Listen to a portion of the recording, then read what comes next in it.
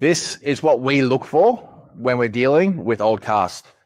When we're dealing with old paint, essentially there's a few things you want to be looking out for. So from a cautionary perspective, 40-year-old car, 40-year-old paint, essentially what you want to be looking for is potential thinning of the paint.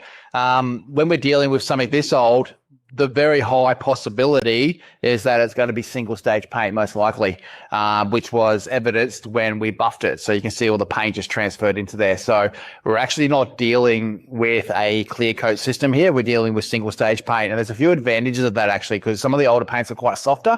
So from a correction perspective, it can actually be a bit easier to achieve better results, but then you also have to be careful and make sure that there's good levels of paint there, especially after these years. Fortunately, on this one here, we've got quite a good amount of paint on the car, so there's a bit to play with. So the main goal of this car here, though, so there's a couple of perspectives that you have when we do these types of cars. One is you want absolute perfection, and the other is preservation. And often it's finding a balance between the two. So we want to acknowledge that, yeah, it is old paint. We don't want to be mucking around, especially if some areas are a bit thin.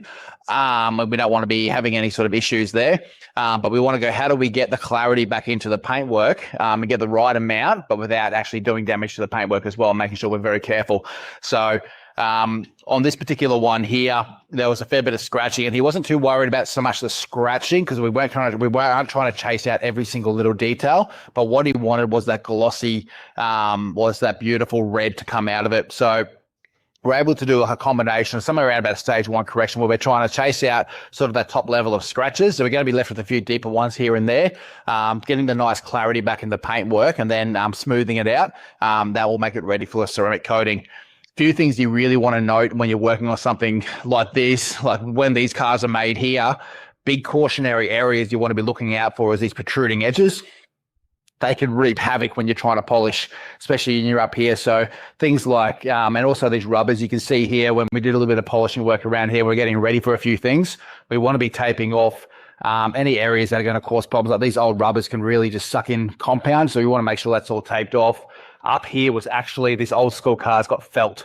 So we want that felt completely cleaned up. So we don't want any sort of compound getting in there as well. So when you're working with these sort of cars, there's a few precautionary things that you want to be doing to make sure we're going to be able to deliver a really premium result, and make sure we get this car back into its full redness of glory. So it's got, a whole new lease of life ahead of it with the new ceramic coating on it too, making the whole thing just easy to maintain.